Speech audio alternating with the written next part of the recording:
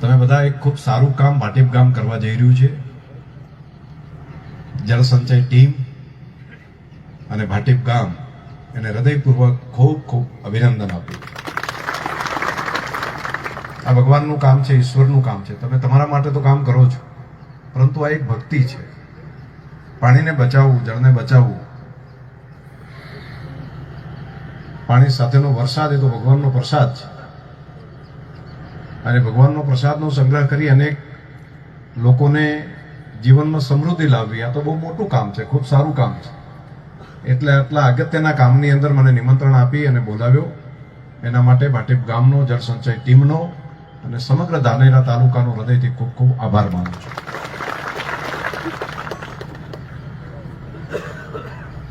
મારી પાસે અપેક્ષા પણ રાખી છે કે મંજૂર થયા પહેલા ખાતમુહૂર્ત કરાવવો છે, ફોર્મ ભર્યા પહેલા ખાતમુહૂર્ત કરાવવો છે. આ તમારી હોશિયારીને પણ અભિનંદન અને તમારા ભરોસાને ખરો ઉતરવા માટે મહેનત પૂરી કરીશ.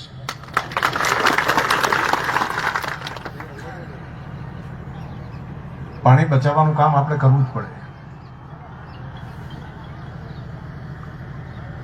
અને પાણી કેવડી મોટી સમસ્યા છે તો જેને ભોગ્યું એને ખબર પડે. મારો તો ઉછેર જે થયો છે પાણીની અછતની અંદર થયો છે.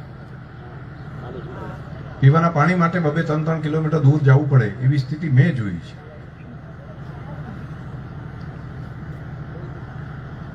સિંચાઈ માટેનું પાણી તો મળે નહીં. 1000 ફૂટે પણ ત્યાં પાણી બોર કરીએ પણ ગરમ પાણી આવતું. અને વિસ્તારમાંથી હું નાનેથી મોટો છું, મને ખબર છે કે પાણી શું હોય. એમાં દુષ્કાળના સમયમાં તો પીવા માટે વેરડાની અંદર જઈને સવારથી સાંજ મને ખબર છે કે વેરડાએ જઈને બધા રાહ જોતા હોય. પાણી વહેલું કોણ જઈને ભરી આવે. બધા અલગ અલગ તલાવની અંદર વેરડા ગાળે અને એની અંદરથી પાણી મેં જાતે આ અનુભવ્યું છે. અને દુષ્કાળ પડે ત્યારે પ્રાણીઓને પાવા માટે તો પાણી ક્યાંથી લાવવું? પીવા માટે તો એ સિંચાઈથી અંદરથી કાઢીને લઈએ એવા વિસ્તારની અંદરથી હું નાનાથી મોટો થયો. એટલે પાણીની સમસ્યાની સ્વાભાવિક રીતે મને ખબર પડે કે એક ખેડૂત તરીકે, પશુપાલક તરીકે, ગામડા તરીકે જ્યાં અછત હોય ત્યાં કેવી સ્થિતિ ઊભી થાય. આપણે પાણીની તકલીફ હવે થઈ છે. મેં મારા બચપનની અંદર પાણીની તકલીફો જોઈ છે. એટલે હું આજથી 15 વર્ષ પહેલા, 10 વર્ષ પહેલા જયારે બેંકનો ચેરમેન હતો ત્યારે અહીંયા આવ્યો હતો માવજીભાઈ. એ ટાઈમે પણ મારું ભાષણ તમે જોજો. તે દિવસે મેં બધા 15 વર્ષ પહેલા મેં ધાનેરા વાસીઓને એ ટાઈમે વાત કરી હતી, ડીસા વાસીઓને એ ટાઈમે કીધું હતું કે તમે એરડાની અંદર ખુલ્લા પાણી મૂકી દો છો ને રાયડાની અંદર છૂટા પાણી મેળવ્યો છો ને, આવતીકાલે પાણી માટે તળવું પડે ને એવો દિવસ ના આવે. જોજો, આ કરવા જેવું નથી. અને એ ટાઈમે બધા શું કહેતા, સાહેબ 24 કલાક વીજળી આલી દો. ત્યારે શું માગતા? મેં કીધું શેના માટે? અરે 24 કલાક વીજળી આલો એટલે બોરમાંથી પાણી અમે કાઢીએ. મેં કીધું પાણી હશે જ નહીં. આવતીકાલ 10 વર્ષ પછી, 20 વર્ષ પછી પાણી આ ધરતી ઉપર રહેશે જ નહીં. આ કાઢો છો એ પ્રમાણે કાઢી લેશો તો પછી પાણી વગર તમે વીજળી લઈને શું કરશો? પણ એ ટાઈમે તો કોઈ માનતા જ નતા. એટલે ઘણાને પોત્ર પગ જ દેખાતા હોય છે, કેટલાકને દૂરનું દેખાતું હોય, કેટલાક વર્ષો પછી જોઈ શકે છે. પરંતુ જે દૂરનું જોઈ શકે છે ને મોટા ભાગના લોકો ગાંડા સમજે છે. એને એમ કે આ બધા ગાંડા છે. અને અત્યાર સુધીમાં એવા ગાંડાઓને શું કરે? તો એવા ગાંડાઓ માટે આવી જો કોઈ વાત કરે, આવી કોઈ ચર્ચા કરે તો એમ કે આ બધા ગાંડા છે અને એને સહન જ કરવાનું આવ્યું. પરંતુ ત્યારે આપણે કહેતા હતા કે તમે ડ્રીપ ઉપર જતા રહો તો આ 40-50 વર્ષ સુધી આનું આ પાણી કામ આવશે. ત્યારે રાડો પાડતા હતા ડ્રીપ કરો. મોદી સાહેબે અહીંયા મુખ્યમંત્રી હતા ત્યારે કીધું તમને સબસિડી આલું 70%, પણ તમે આ એરડામાં છૂટા પાણી મેલો છો ને એને બદલે તમે ટપક સિંચાઈ કરો. એ મુખ્યમંત્રી તરીકે આવીને આપણને વિનંતી કરે. અને બધાને કહેતા કે આ વાયરના, ઇલેક્ટ્રિકના વાયર મત પકડો, તમે પાણી માટે મહેનત કરો. તમારી પાસે કાલે તમારી પાસે કંઈ નથી. અગાઉથી એક વિઝનરી દેશના વડાપ્રધાન આજે બન્યા છે, એક દ્રષ્ટિવાન મુખ્યમંત્રી એમ કહેતા હોય કે પાણી તમારી પાસે 15 વર્ષ પછી નહીં હોય, 20 વર્ષ પછી નહીં હોય, તમે તાત્કાલિક ડ્રીપ ઉપર પહોંચી જાઓ. આવું પહેલથી કોઈ કહેતું હોય અને તોય આપણે ના માને, ના અમે તો આવું જ કરશે, તો હવે આમાં દોષ કોનો કાઢવો? કહેવા વાળા તો કીધું તું અને ખાલી કીધું તો તમે ટપક સિંચાઈ કરો એવું નહીં. ટપક સિંચાઈ કરો 70% સબસિડી હું આપીશ સરકાર.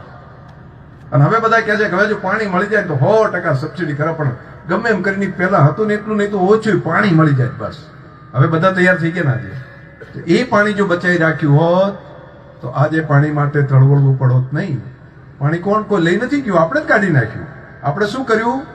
ધરતીમાં જે 1000-2000 વર્ષથી જે સંગ્રહાઈને પડેલું પાણી હતું એ પાણીને આપણે મશીન તો મશીન, લાઈટ તો લાઈટ ચાલુ કરીને ઘરે જતા રહીએ અને એડા પડ્યા હોય તો આખા મોટા મોટા હરિયા કરતા, રાયડા હોય તો આખા મોટા મોટા સરિયા કરી દેતા અને પછી છૂટું મેલીને જતા રહીએ.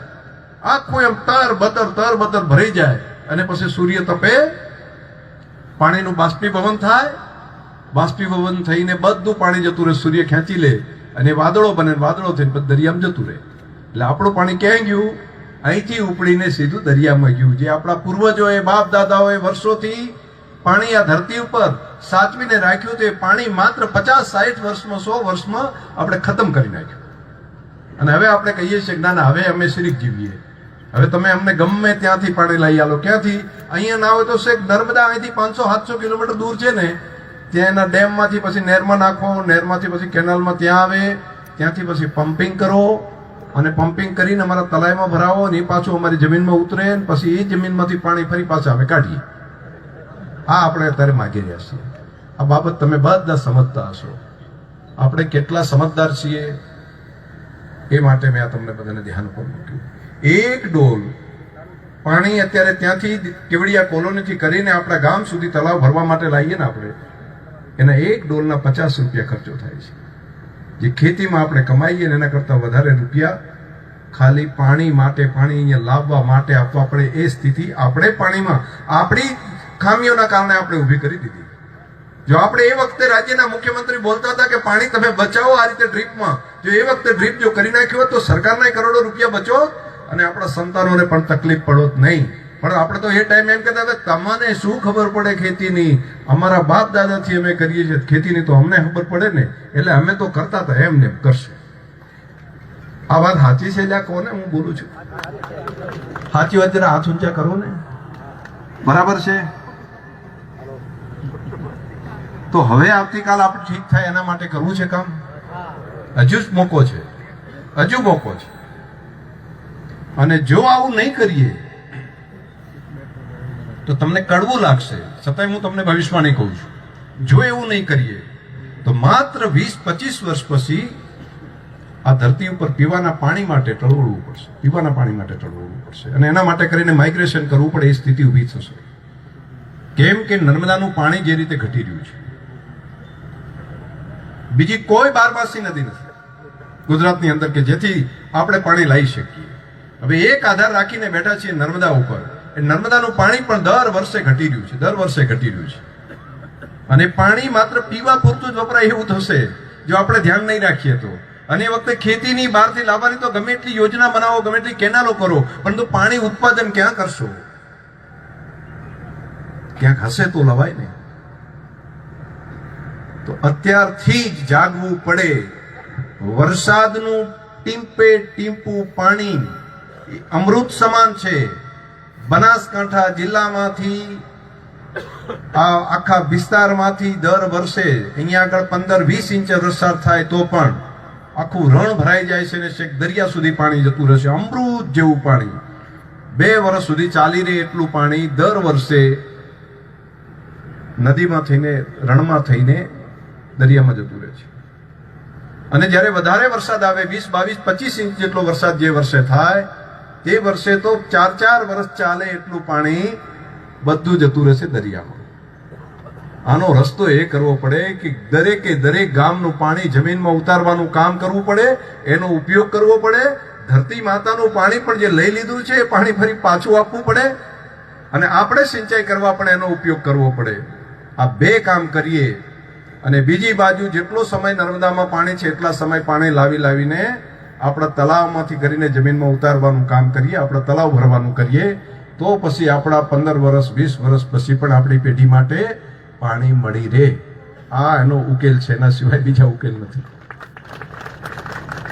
તો એકલું બહારથી પાણી લાવીને મૂકી દેશું તો એ પાણી એટલું મોટું નથી કે આપણા બધાની ખેતીઓ, આપણા બધાના પશુપાલન, આપણા બધાના વ્યવસાય ચાલ્યા કરે. એ એટલું પાણી નહીં હોય, એટલો જથ્થો ત્યાં પણ નથી.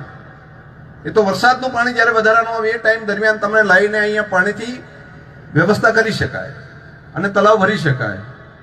પરંતુ એકલા એના આધાર ઉપર જો રહેશું તો નહીં ચાલી શકે. પેરેલલ વ્યવસ્થા કરવી પડશે. ટીમ્પે ટીપું પાણી ધરતીમાં ઉતારવાનું કામ કરવું પડશે. એના માટે તમે ખેત તલાવડી કરો, એનાથી સિંચાઈ કરો તો બાકીનું પાણી જમીનમાં ઉતરે, તો બાકીનું પાણી આપણે કાઢવું ના પડે. તો નર્મદાનું પાણી છે એ પણ આપણે લાવીને જમીનમાં ઉતારવાનું કામ કરી શકીએ. બીજા ટ્યુબવેલ જે હોય જૂના, એમાં જ્યાં પાણી ભરાતું એને જમીનમાં ઉતારો. અને 3-4 વર્ષે એક મોટો જ્યારે વરસાદ આવતો હોય છે ને આપણે ત્યાં, જ્યારે ઘણું બધું નુકસાન થઈ જાય છે, આપણે કહીએ છીએ પાણી આવ્યું, પૂર આવ્યું, એ પૂરના પાણીનું ટીમ્પું બહાર ન જવા દઈએ ને એને જો જમીનમાં ઉતારી દઈએ ને આપણે, તો બહુ મોટું કામ થાય. એના માટે મોટા મોટા ડેમ, મોટા મોટા તલાવ એ ઊંડા કરીને રાખવા પડે કે 4 વર્ષે 5 વર્ષે જ્યારે પાણી આવે ત્યારે મોટા પ્રમાણમાં ઉતરી જાય. તો 10, 20, 25 વર્ષની અંદર 5-7 વર્ષ એવા આવી જાય કે જે પાણી આપણે ધરતીમાં ઉતારી દઈએ તો આપણા સંતાનો માટે, આપણી બીજી પેઢી, ત્રીજી પેઢી માટે પાણી સુધી પહોંચાડી શકીએ. આ બધું કામ ભેગા મળીને કરીએ તો થાય. 1-2 કામથી નહીં થાય. એકલા તલાવ ભરવાથી કામ પૂરું નહીં થાય. એકલી ખેત તલાવડીથી પણ પૂરું નહીં થાય. એકલા તલાવ ખોદવાથી નહીં થાય. એકલા ડેમ બનાવવાથી નહીં થાય. બધું કામ એક સાથે કરવું પડશે. અને મોટું કામ તેની સાથે સાથેનું એ પાણી બચાવવાનું કામ કરવું પડશે. ઘરે હવે તો નળથી પાણી પેલું ડોલ ભરીને બહાર બેસીને નાતા બધા. હવે બધાને બાથરૂમ આવી ગયા અને બાથરૂમમાં પછી નળ ખુલ્લા કરીને પેલા લોટો ભરીને જતા, એની જગ્યાએ હવે ડોલ રાખે છે. ક્યાંક ક્યાંક કેટલું પાણી વધારાનું વાપરવા માંડે ને એની વાત કરું છું. પેલા નળથી ખાલી ડોલ ભરીને નાતા, હવે તો એમાં ફુવારા પાછા લાવી દીધા. એટલે ફુવારામાં કેટલું પાણી ગયું માથે ખબર જ નહીં. આ બધું કેટલા માણસો આપણે, અને કેટલા માણસો રોજનું કેટલા લીટર પાણી આપણે બગાડીએ છીએ. ભેંસને નવડાવવાની હોય તો ડોલ ભરી નાખે, આખો આવીને લે, દાઢી કરો, ઉનાળો છે તો 1 ડોલ 50 રૂપિયાનું પાણી લાવીને આપણે માથે નામી દઈએ અને કહીએ આપણે એ તો આપણે નામતા હોય તો સમજવું કે 50, બીજી ડોલ નામત ખબર કે 4 નામી તો 200. આવું ગણિત હિસાબ જો રાખશું ને તો ધ્યાનમાં આવશે કે આ સસ્તું નથી, બહુ મોંઘું છે, દુર્લભ છે, અને માત્ર પૈસાથી પણ મળે એવું નથી. એને ઉત્પન્ન નથી કરી શકાતું. અમે પ્રયોગ ઘણા બધા કર્યા. હમણાં પાણીમાંથી, હવામાંથી પાણી કઈ રીતે કરી શકાય એના માટેનો પ્રયોગ કર્યો, પરંતુ બહુ મોંઘું પડે છે, બહુ અઘરું છે. રોજ ભેજ નથી મળતો. એ ભેજમાંથી પાણી કાઢી શકાય, કાઢવાનો પ્રયત્ન પણ કર્યો કે હવાની અંદર એ મશીન મૂકી દઈએ, પરંતુ એ ડોલ, 2 ડોલ, 4 ડોલ એનાથી વધારે નથી ભરાતું. સૂકો, આપણી હવા પણ સૂકી છે ઘણી બધી. ખારા પાણીને અહીંયા લાવવા માટે પણ બહુ કોસ્ટલી છે. સમુદ્રના પાણીને લાવવું તો એ લીટર ઉપર લગભગ 50-60 રૂપિયા જેટલો ખર્ચો થાય છે. એ બહુ દોહલ્યું છે. પૃથ્વી ઉપર અત્યારે વરસાદનું પાણી એનાથી સસ્તું ક્યાંય નથી, અને વરસાદનું પાણીની આપણને કિંમત નથી. એટલે વરસાદનું પાણી આપણે જવા દઈએ છીએ. મારી તમને બધાને પ્રાર્થના છે કે આપણે બધાએ આ જળ અભિયાનના કામમાં જનજને લાગવું પડે. આ ચોમાસું આપણે બધા અત્યારથી મહેનત કરીએ, કામમાં લાગી જઈએ. અમે અત્યારે રસ્તામાં આવતા રહ્યા, અમારા પીજેભાઈ સાથે હતા, તો મેં એ ટાઈમે કીધું કે આ વખતે ડેરી દ્વારા પણ એક અભિયાન તરીકે આપણે લઈએ, અને જરૂર પડે તો ઘણી બધી સંસ્થાઓને પણ, CSR માટે પણ કહીએ, રાજ્ય સરકારને પણ જોડીએ, અને બધા ભેગા થઈને તલાવ મોટા બનાવવાનું કામ પણ લઈએ. તો ખેત તલાવડી, બોર રિચાર્જ કરવાનું કામ, મોટા ડેમ બનાવવાનું કામ, પાણી જ્યાં લાગે, વોળા છે તો વોળાની અંદર ચેકડેમ બનાવવાનું કામ, જ્યાં પાણી રોકી શકાય એવું છે બધી જગ્યાએ રોકી રાખીએ.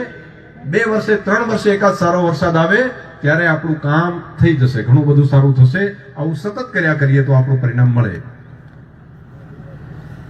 તો એ કામ મુખ્ય કામ છે. એના માટે મેં તમને બધાને અભિનંદન આપ્યા. રાજ્ય સરકાર, આપણા મુખ્યમંત્રી ભૂપેન્દ્રભાઈ પટેલ ખૂબ સક્રિયતાથી આ વાતને આગળ લઈ જઈ રહ્યા છે. હમણાં સિંચાઈ મંત્રી CR પાટીલ સાહેબે આ આખા કામને ઇનિશિયેટિવ લીધું છે કે જળ સંચયના કામને, જે ધરતી ઉપર જમીનને પાણી ઉતારવાનું કામ આપણે એક અભિયાન તરીકે લઈએ, અને જે સપનું મોદી સાહેબ આખા દેશ માટે જોઈ રહ્યા છે એને આપણે તો સૌથી વધારે પાણીની જરૂર છે, એટલે આપણે સૌથી વધારે કામ આગળ લઈ જવું પડે. અને આપણા માટે છે, આપણે કોક માટે નથી કરતા, આપણે આપણા માટે કરવું, આપણા સંતાનો માટે કરવું છે. તો આ કામને આપણે બધા આગળ લઈ જાઓ. સહયોગ પૂરેપૂરો રાજ્ય સરકાર, કેન્દ્ર સરકારમાંથી મળશે. પાણીની યોજનાની વાત અહીંયા માન્ય માવજીભાઈએ કરી, માન્ય ગોવાભાઈએ કરી, માન્ય વસંતભાઈએ કરીને મારા પહેલા પણ આપ સૌએ પણ વાત કરી છે, ચર્ચા થઈ છે. મારાથી બધું જેટલી મહેનત થશે એમાં તમારાથી પાછી પાની નહીં. અને આ યોજના નવી જે બનાવી છે એમાં 500 ક્યુસેક પાણી લેવા માટેની મંજૂરી પણ ભારત સરકાર અને રાજ્ય સરકારે નર્મદા માટેની આપી દીધી છે. એમાં થરાદ અને ધાનેરા બેનો સમાવેશ કરી દીધો. એટલે 250 ક્યુસેકની વાત હતી ને વસંતભાઈ એમણે કહેતા હતા, તો એ નવી એમણે વાત કરી. સાચી વાત છે કે રવિ બાપુજી, હું ત્યાં ગયો ત્યારે મને કીધું હતું કે પાણી કોઈ પણ રીતે થરાદ ભેગું તમે ધાનેરાને લઈ લો. તો 250 ક્યુસેકમાં પતે એવું નહોતું કામ. તો નવું આખું હેડ 500 ક્યુસેકનું લઈને એક નવી વ્યવસ્થા, આખી નવી લાઈન સાથેની વ્યવસ્થા કરી છે. ટેન્ડર પડી ગયા છે. 1.5 વર્ષનો સમયગાળો એના માટે પૂરું થવા માટેનો રાખ્યો છે કે 1.5 વર્ષમાં એ કામ આખું પૂર્ણ થઈ જાય. અને દરમિયાન પરમાત્માની ઈચ્છા હશે તો અહીં તળાવોમાં પાણી પહોંચાડવાની વ્યવસ્થા પણ અહીંયા આપણે કરી લઈશું. તમે હમણાં 2 ગામના મને તળાવની એક વાત કરી, કયું પેંકિયા અને સિયા બેમાં, તો એ 2 ગામના જે તમે દરખાસ્ત જે છે ત્યાં સિંચાઈમાં હું મહેનત કરીને એમાં મંજૂર કરવા માટેની વ્યવસ્થા પણ કરાવશું. પટેલ જાડીમાં ઠીક હે, ઠીક હે.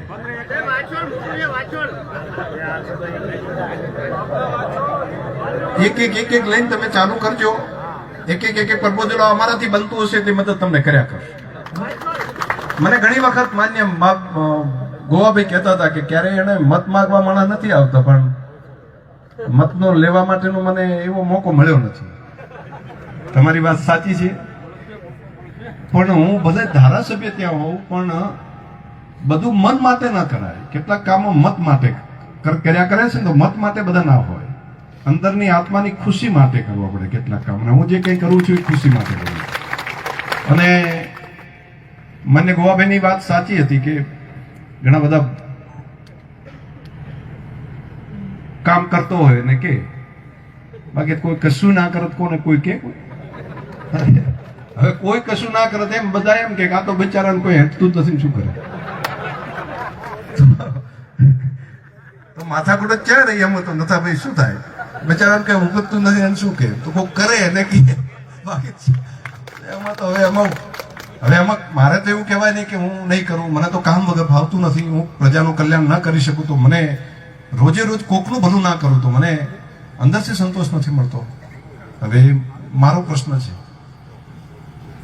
અને બાકી કઈ ના કરું તો એમ કહેવાય કે બિચારા શું કરે? તો એમાં અને આપે શું? તમે કોઈ દુઃખ ઘણી વખત તમે એમ જીવ બાળતા હોય છો, મને પેલું થાય, હું એ માણસ છું, મને આપે શું? તો જેની પાસે જે હોય એ આપે. જેની પાસે ગાળી હોય તો ગાળ આપે, જેની પાસે ઝેર હોય તો ઝેર આપે, જેના પાસે ક્રોધ હોય તો ક્રોધ આપે, જેની પાસે ઈર્ષા હોય તો ઈર્ષા આપે, જેની પાસે અમૃત હોય તો અમૃત આપે, જેની હૃદયની અંદર પ્રેમ હોય તો પ્રેમ આપે, જેની પાસે કઈ હોય એ આપે, જેની પાસે કઈ હોય નહીં તો એ શું આપે? તો મને તો લાગે છે કે મારી પાસે પરમાત્માને પ્રાર્થના કરું કે મને ભરપૂર પ્રેમ આપે અને પ્રજા કલ્યાણ માટેનો મારા હૃદયની અંદર ભાવ આપ કે મારા માટે કોઈ ખોટું કરે તો એના માટે એનું હું ભલું કરી શકું. બસ મને એવું જીવન આપ કે દરેકનું કલ્યાણ કરી શકું, દરેકનું સારું થાય. અને એ મને બુદ્ધિ આપ. માં જગદંબાને પણ આજે નવરાત્રી છે તો એ જ શક્તિ માગું કે તું મને એવી શક્તિ આપ, એવી બુદ્ધિ આપ કે જેની પાસે હળાહળ ઝેર ભરેલું હોય એને પણ હું અમૃત આપું તો એટલું ઝેર તો ઓછું થાય, કમસે કમ એને મનની અંદર પણ એટલું ઝેર તો ઓછું થાય તો એમનું જીવન સાર્થક થાય. અને પ્રજા કલ્યાણનું કામ જ્યાં સુધી સવાલ છે ત્યાં સુધી કામ કરવું એ આપણું કર્તવ્ય છે. કેટલા વર્ષ અને કોણ કરે? તો કોઈ કે તો કામ માટે જીવવું પડે ને, બાકી તો લગ્ન માટે, બેસણા માટે તો ઘણા બધા આગેવાનો ઘણા બધા કરતા હોય. અને અહીંયા આપણે ત્યાં તો પરંપરા રહેલી છે કે ભાઈ શું કરો છો? તો કે બહેણમ જાય છે. તો હવે એના વગર કોઈ કે તો યાદ મથવું પડે ને એમ. આ કામ કોઈ કે તો કોઈ પ્રજા માટે મથવું પડે કે નહીં? નારણભાઈ કેમ હસો છો તમે? આ કોઈક માણસે તો મહેનત કરવી પડે ને. એટલે હું તો કોક માટે કરું છું, તમારા હિત માટે કરું છું, તમારા માટે કરું છું એમ નથી કહેતો. હું તો એટલા માટે કરું છું કે મને આમાં કામ કરવામાં મને આનંદ મળે છે, એટલા માટે કરું છું. પરોપકારના ભાવ માટે મને અંદરથી સંતોષ મળે છે, એટલા માટે કરું છું અને કામ કર્યા કરીશ. અને જે લોકોને સત્ય કેટલાકને મેં કહ્યું હતું 4 મહિને સમજાય, કેટલાકને 12 મહિને સમજાય, કેટલાકને 2 વર્ષે સમજાય, કેટલાકને 10 વર્ષે સમજાય. તો હવે તો દરેકની સમજણ પ્રમાણેનો સવાલ છે. એમાં કે હું કઈ બધાને ફેરફાર ના કરી શકું. જેને જ્યારે સમજાય ત્યારે. પરંતુ મારા મનમાં જો દરેકના કલ્યાણ માટેનો ભાવ હશે તો આજે નહીં તો કાલે બધાને સમજાશે. તો પરોપકારના ભાવ સાથેનું કામ એ હાથ ઉપર વ્યક્તિગત તરીકે પણ લીધું છે અને જીવન એના માટે ખપાવવાનું છે. અને કેટલું જીવન છે તો મારા જીવનનો 50% કરતા વધારે હિસ્સો પૂરો થઈ ગયો છે. તો મારી પાસે મારે આ પૃથ્વી ઉપર રહેવાના વર્ષો હવે જેટલો હું રહ્યો છું એટલું નથી રહેવાનું. એના સમજણ એક એક વર્ષની એક એક મિનિટની મને ખબર છે. તો પૃથ્વી ઉપર જેટલા દિવસ રહું, આ ધરતી ઉપર જેટલા દિવસ રહું એટલા દિવસ હું શું કરું, મારે શું કરવાનું?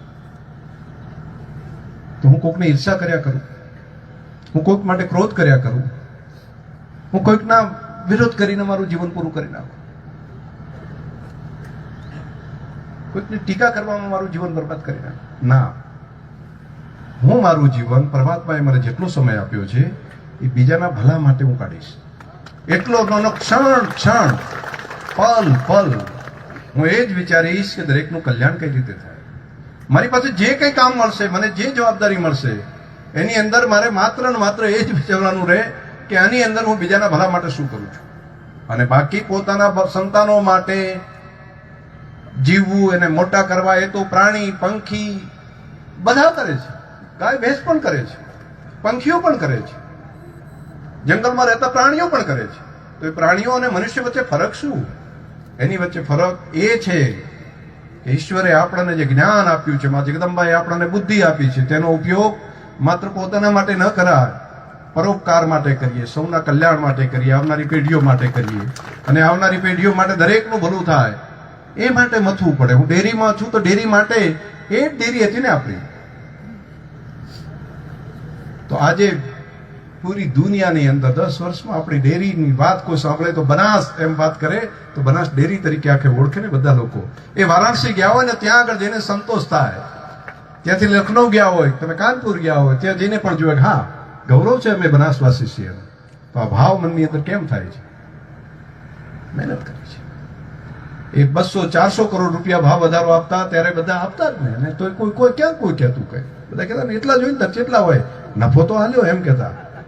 અને 2 વર્ષ ના આપ્યો હોય તો જે કે સાહેબ આપણે બધા શું કહેતા છે, એટલે નફો ના આપ્યો તો એમ કે ભાઈ ડેરીનો પ્લાન્ટ બનાવો છો ક્યાંથી આપે? નવી લોન લીધી છે તે ભરવી પડશે, એટલે નવી ડેરી બનાવી છે ક્યાંથી આપો? બનાસ 2 બનાવ્યું, બનાસ 3 બનાવ્યું, તો હવે આ એક પ્લાન્ટ બનાવ્યું ક્યાંથી કરો? તો અત્યારે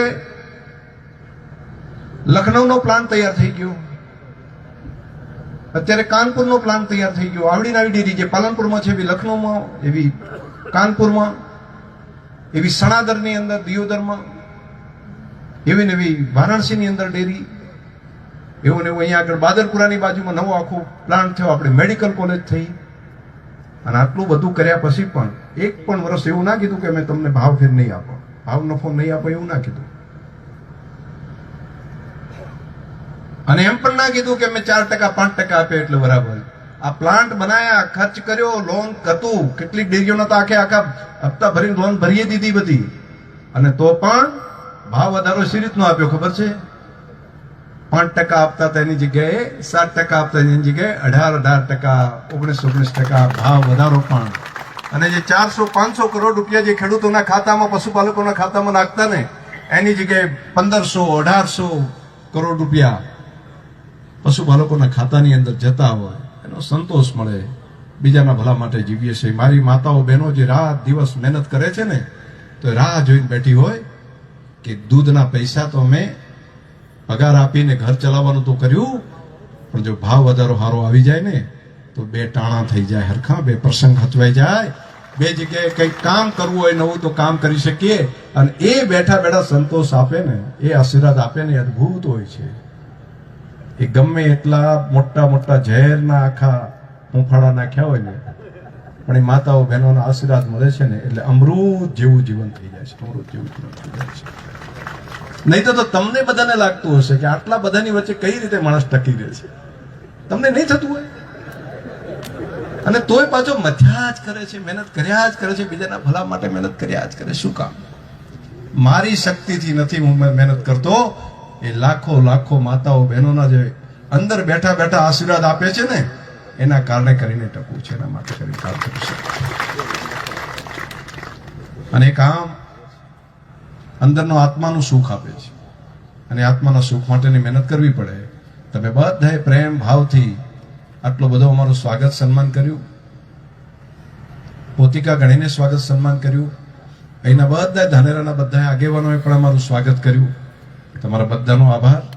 સાથે સાથે મારા થરાદ માટે હું જે પાણી માટેની જે યોજના લીધી છે એની સાથે સાથે ધાનેરા માટે પણ જેટલું બની શકે એટલી મહેનત કરવામાં કોઈ કચાશ નહીં રાખી, એનો પણ ભરોસો રાખ્યો.